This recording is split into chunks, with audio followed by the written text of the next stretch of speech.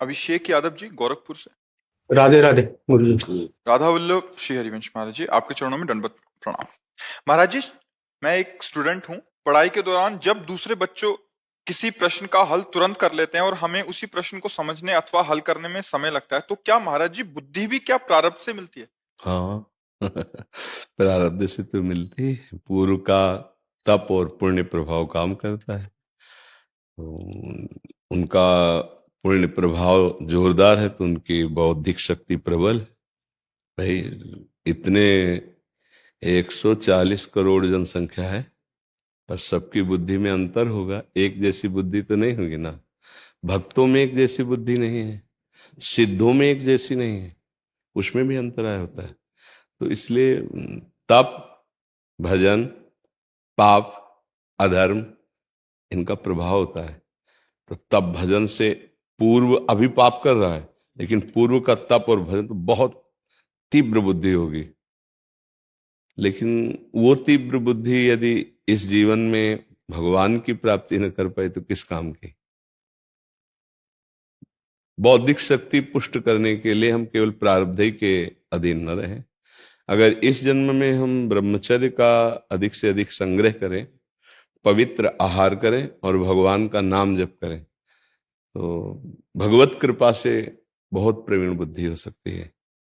कालिदास जी के चरित्र में आता है कि वो एकदम, लेकिन जगदम्बा की कृपा हो गई तो या देवी सर्वभूतेषु बुद्धि रूपेण संस्थिता नमस्तस्यै नमस्तस्यै नमस्तस्यै नमो नमः। अम्बा प्रसन्न हो गई तो कालिदास कवि हो गए। ऐसे बड़े बड़े महापुरुषों के भी विषय में आता है। भगवान के लिए एक श्लोक आता है कि मूकम करोति वाचालम पंगुम लंघयते गिरिम यत् कृपा तमहम वंदे परमानंद माधवम। जो सरस्वती को भी बुद्धि प्रदान करते हैं वो श्री भगवान है।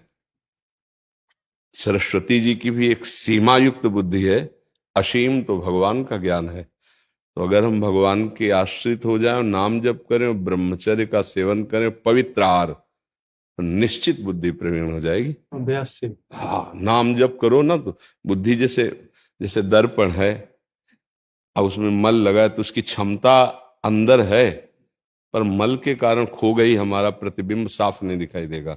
और जे भी मल हटा तो साफ दिखाई देगा ना तुरंत। तो ऐसे ही निर्मल बुद्धि तुरंत ज्ञान प्रकाशित करती है, और जैसे जैसे मलिन होती जाती है वैसे मूढ़ता जागृत होती है। अब बुद्धि के मानने के लिए कोई निर्मा सर्फ आदि की रचना तो हुई नहीं, उसकी नाम जप है, शास्त्र स्वाध्याय है, भगवान की आराधना है, उसी से बुद्धि प्रबल।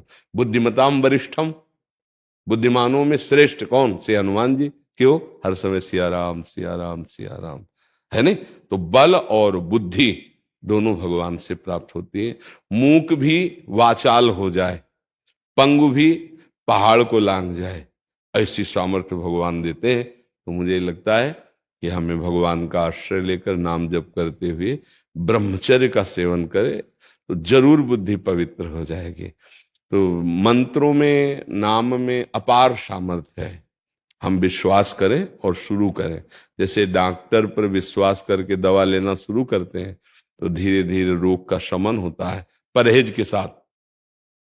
ऐसे यदि हम संत सदगुरुदेव की बात मानकर नाम जप करना शुरू करें तो निश्चित मंगल हो जाएगा, निश्चित।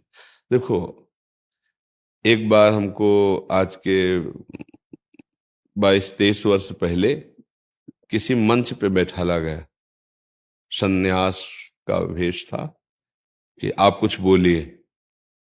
तो भगवान की ऐसी लीला थी। तब तक हम ऐसे रहते थे कि जैसे कोई, हम कई बार हमसे पूछा गया कि तुम्हारे वाणी है कि नहीं, बोलना आता है कि नहीं, क्योंकि मौन शांत, अब किसी से कोई मतलब नहीं।